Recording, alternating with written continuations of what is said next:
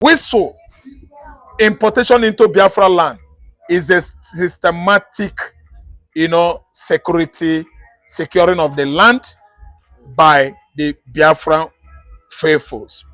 Okay, finally, as if also Tinubu and TDS Musa are in current shock as regards Ngozi Orabueze finally launching the much awaited Biafran survival whistle. They said this whistle is for the people of the Igbos and the Biafrans. Just in case you find yourself in any calamity or any problem, whether you're in your farm or your church or your house, just with this whistle, people can come to your rescue. Because a lot of people have said, but this might not work because these Fulani terrorists are with gun, and at the same time, that what? But that why is she not trying to help them with arm? But she said that's not her style. That the whistle, operation will at least put fear into these Fulani terrorists and these Fulani bandits and possibly the Bubagus and the Odogachi that are causing mayhem to the people of the south. Is what you take as regards. Okay, let me just say my mind and my opinion. I'm against militarization of southeastern Nigeria by importing arms. I'm against that. Then whistle is a better way as civilians so that we communicate by whistling anytime we find ourselves in difficulty, especially bloody condition, a situation whereby the Fulani headers, bandits or kidnappers have actually, held you. You should blow your whistle, and your number, your neighbor, your partners, passers-by could actually reply by blowing some whistle and get to give you help. If actually that Orabueze said or imported AK-47, AK-49 dangerous lethal weapons into southeastern Nigeria, that will be lead to all these arms getting into wrong hands. So I am of the opinion that whistling is the best. Though whistling and guns are not the same, but we know that men on ground could at least resist any Fulani incursion. Bandits incursion, Fulani kidnappers incursion. We have men on ground in Igbo land that could actually, resist them. Incursion is not nothing to the Igbos. We've been embracing the incursion by the Fulanis. The Fulani Janjaweeds, they started it since 1966, 67. That's 60-something years now. The incursion with arms started in the north when they actually killed the Igbos in their large number before Ojukwu declared Biafra in 1967. So, whistle importation into Biafra land is a systematic, securing of the land by the Biafran faithfuls, people. We have the Biafran Liberation Army, we have the ESN, then we have various vigilante groups who are working for the interests of Biafra. Before we could actually digress to discussing about Ebubago and the very security outfit initiated by Opus Odema, we have our own that are welcomed by our spirit as Biafrans. I don't know what I understand. So this whistle now, if you are in trouble, you blow 5 million. It has been imported in cartons. If Udogachi, initiated by Charles Soludo, is oppressing you, blow whistle. If India Kodo, the ones that are using pestle, mortar, to dismember people's body in Anambra State, if they disturb you, if they come to use a kodo, pestle, or mortar on you, blow whistle. If Aguna Chamber, the one that actually station themselves at Head Bridge and Upper Iweka flyover, stops you and you say no, they try to extort money from you, blow whistle. If all the crafts they use, to extort Anambra people, to abduct people, to kidnap the Anambra and Imo, Ebonyi, Enugu, and Abia, if they actually start doing that, make sure that you have your whistle with you. So I'm trying to implore all the Igbos. I implore you now, make sure anywhere you're going, far away from your home, put your whistle in your pockets. If possible, more than one whistle. So that when you blow, someone will answer you, someone will answer you, someone will answer you. Then we work in gregarity. So when you congregate around, you could have the courage, the strength to actually save your brother from the hand grip of kidnappers, from the hand grip of Fulani headers, from the hand grip of bandits, Boko Haram, and the kidnappers in the southeastern Nigeria. It is allowed because if this woman imports arms could get into wrong hands and we begin to kill ourselves. So I think it's a very good one. Then don't be afraid of people wielding arms, rearing animals at night. Law, Nigerian constitution has taken care of that. If they do, we have gentlemen on ground. We have Liberation Army. We have ESN, Eastern Security Network. They are not going to allow any animal rearer, any man rearing animal in the southeastern Nigeria to wield gun. No. If they wield gun in the southeastern Nigeria, they will be sent to their early graves. We have tacit, let me tell you, strong, staunch Biafran security men all over our forest. Think about the forest guard in Enugu State. They are there.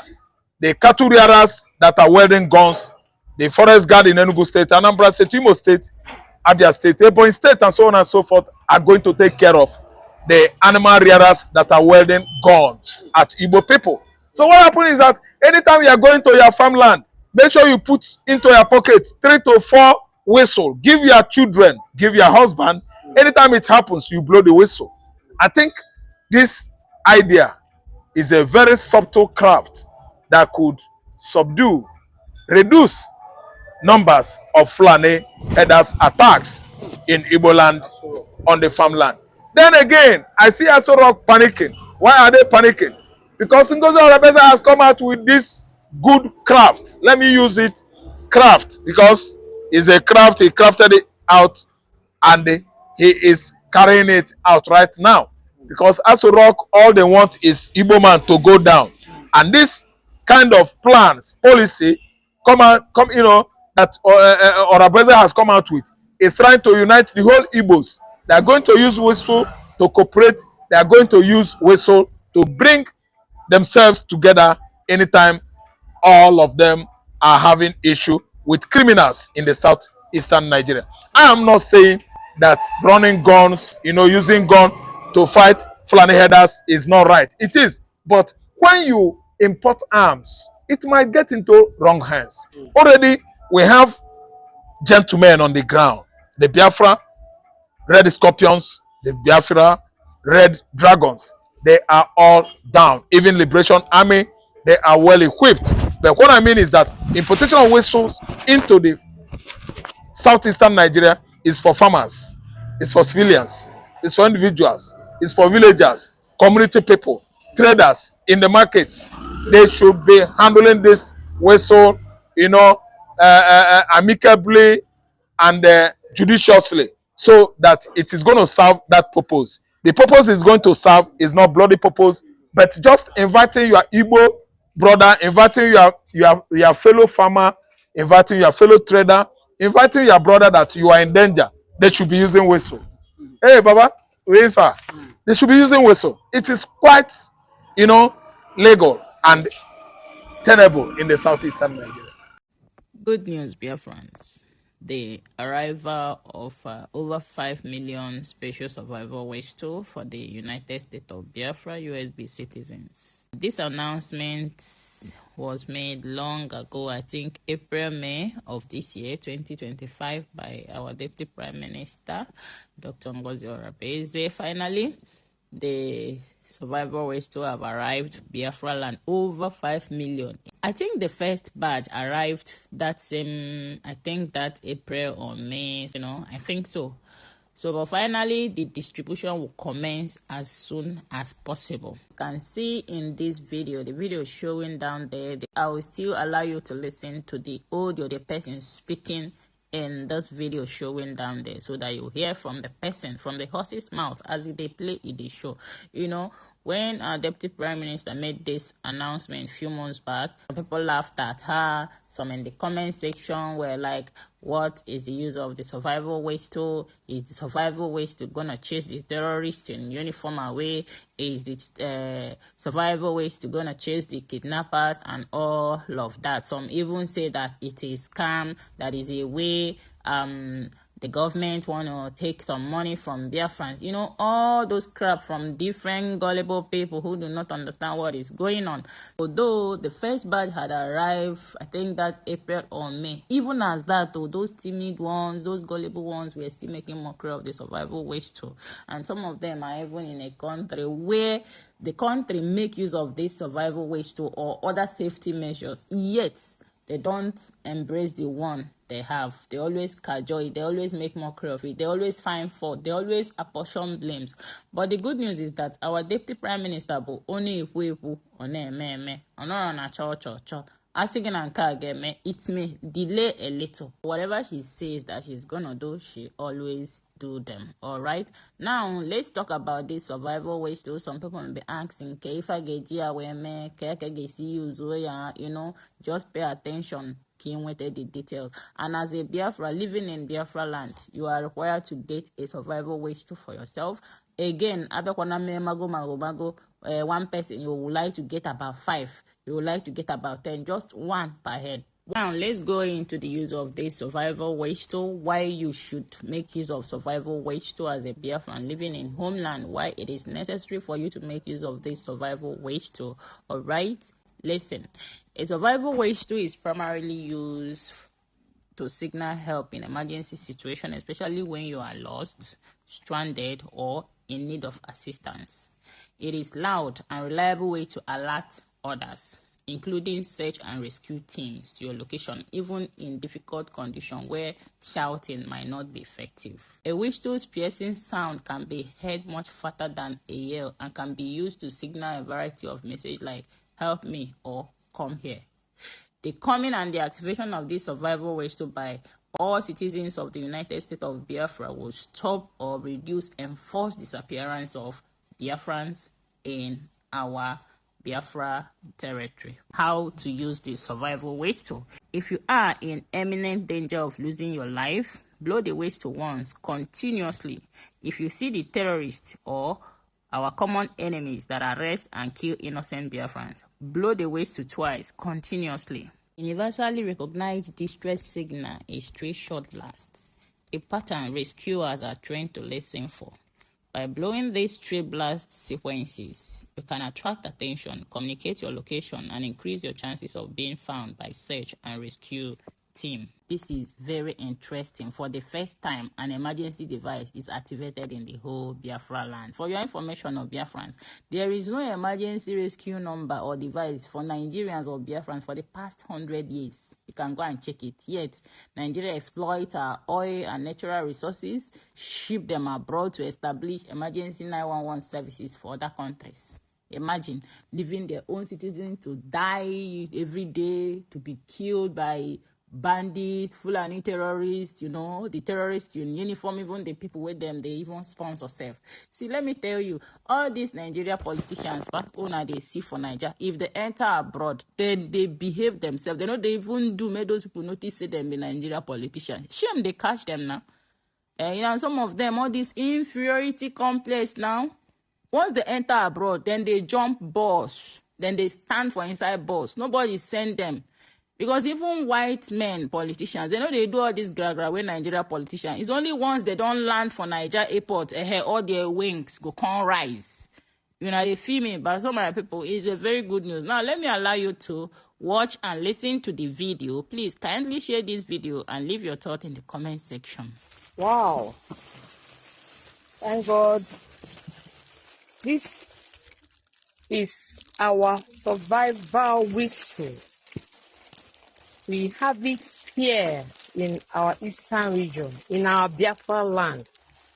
Survival whistle. You can see it. Survival whistle. On behalf of our USB DPN, Dr. Ngozi Orabeze, that made this possible. Yes, as you can see, we have over 5 million copies of this survival whistle. And this survival whistle will help us to fight against the terrorists, the Fulanis that are perpetrating into our lands.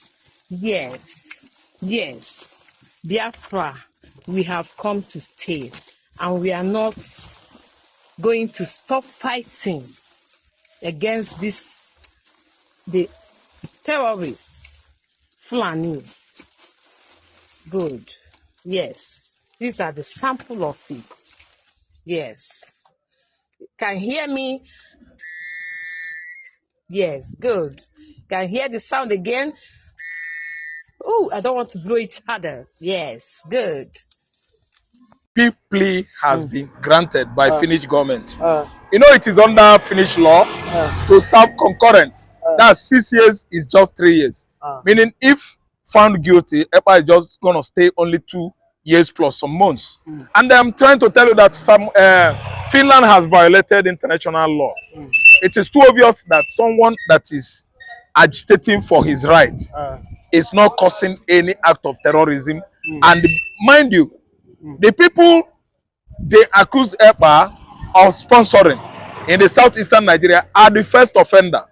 They are the first offenders. EPA is living in the faraway Finland. He did not partake in any bloody criminality in the southeastern Nigeria. He's just using cyber, let me say, to bully Nigeria, if you ask me. Yes, cyber bullying is actually what Finland convicted Simon EPA of. Simon EPA is not a terrorist. We know whom terrorists are. Look at Chekarao, he's a terrorist. Look at Fulani Hessmen, they are terrorists. Look at Tojibelo, he's a terrorist. And many of them.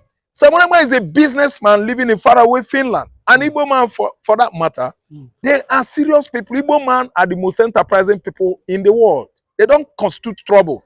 They are not lazy, like was any other tribe in Nigeria. There are tribes that are lazy, you know, leveraging on Nigerian political gains. They are the ones that are stealing Nigerian commonwealth. Yes, transferring it into their accounts offshore there in abroad. Igbo man is busy doing his business. And there's nothing like that act of terrorism they charge Simon EPA for. I don't want to understand me. Even Finland themselves, they actually know. EPA is just bullying Nigeria in defense of his tribe, Igbo. He did not just commit cyberbullying for nothing's sake, for Christ's sake. He was doing so to protect his tribe, the Igbos.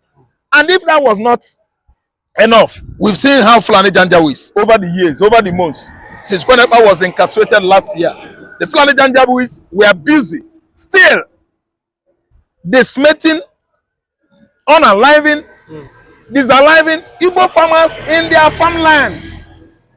They are doing some in the southwest, killing Yoruba farmers.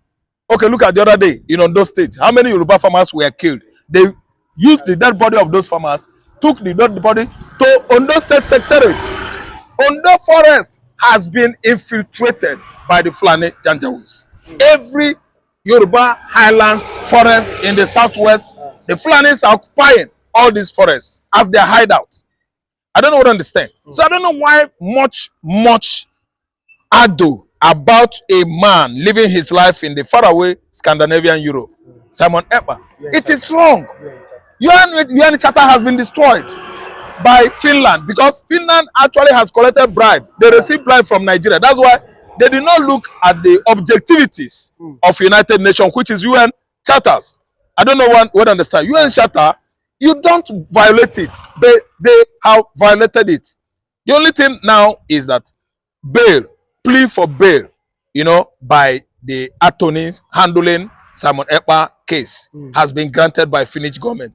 So they are going to appeal. I think they have filed for appeal.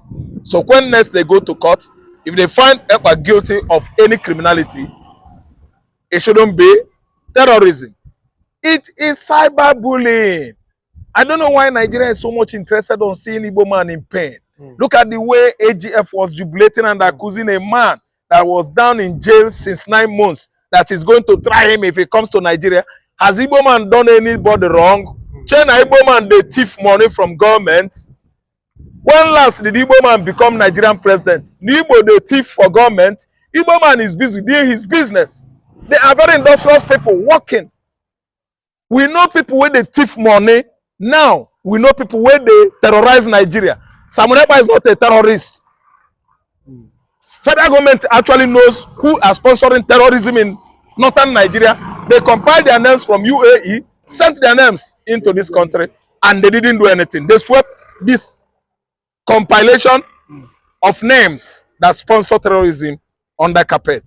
Now, Simon Ekpa in Finland is Nigeria problem. Simon Ekpa, is he the reason why a bag of beans is cost 120,000?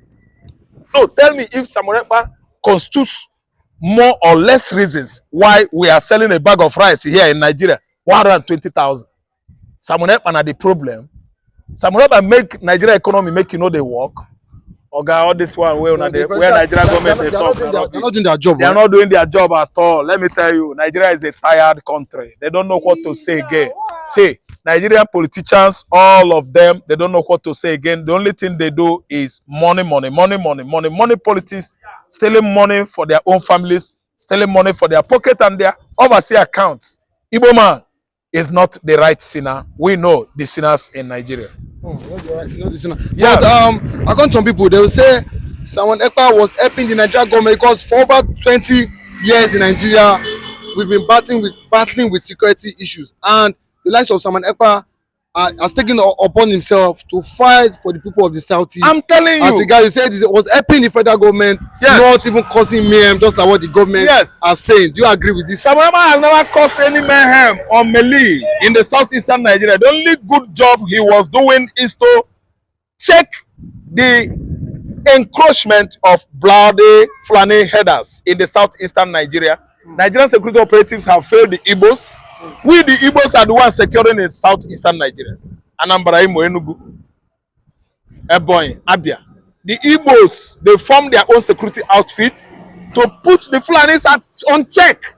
Because Fulani, they migrate from Kanu, Sokoto, Senegal, Gambia, everywhere, Burkina Faso, trooping down southeastern Nigeria to be killing the farmers. As they go southeast like that, then they kill farmers in various villages, communities, farmland, farm settlement, film villages, in the bush at Idagu, Enugu State, Ihamufu, Enugu Ezike. Fulanis, they invaded that place, killing everybody at Uzo, Uwan, local government of Enugu State. Now Simon Ekpa go kill people there. We don't get police and soldiers again. Now, how many Fulani herders have they apprehended since? Sadano Soto no see Tojibelo. Tojibelo, has he been arrested? Sadano Soto no say Mahmuda. Mahmuda is now under arrest with the other Al-Shabaab terrorist leader. Have they tried them? Are they not going to sweep that matter under carpet? The best thing where Israel and USA to go do now is Israel and United States and USA should invade Nigeria, so that Nigeria should hand over those two most wanted Al-Qaeda and Al-Shabaab, leaders to United States of America. Because within a short period, Nigeria is going to leave those people. They are going to forgive them all. Sokoto Caliphate will never allow Nigeria to try those terrorists arrested. Only Ekpa in the faraway Finland. Ekpa be Nigerian problem. Ekpa, Simon Ekpa. Simon Ekpa that is helping Nigerian security operatives, agencies to do their work.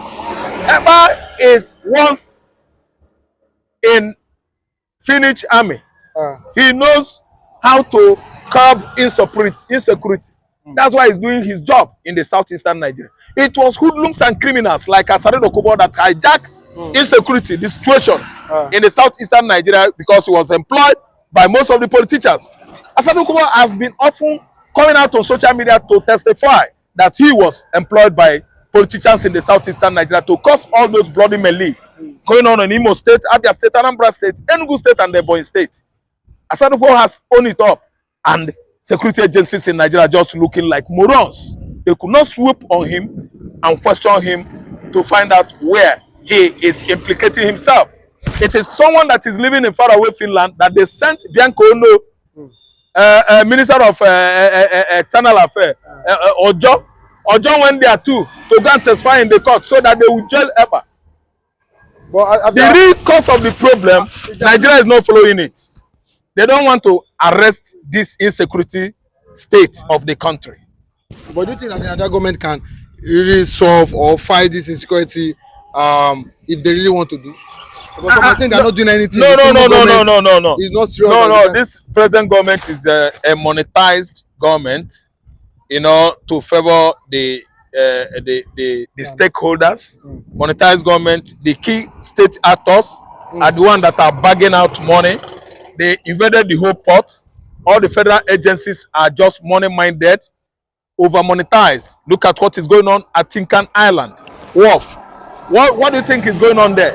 It's a very strong, stringent policy, as Chetima said it before the inception of this government, that they will stop the Igbos.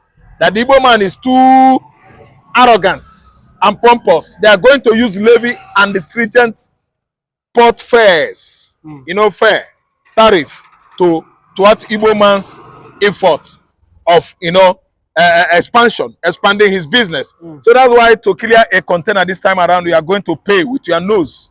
Over 40 million, 50 million, the Igbos, the importers are spending on importation of the goods this time around. And you should know that after this much fares and tariffs have been paid, the common man, the consumer, yes, the wholesaler, the retailer, the final man, which is the consumer, they are the one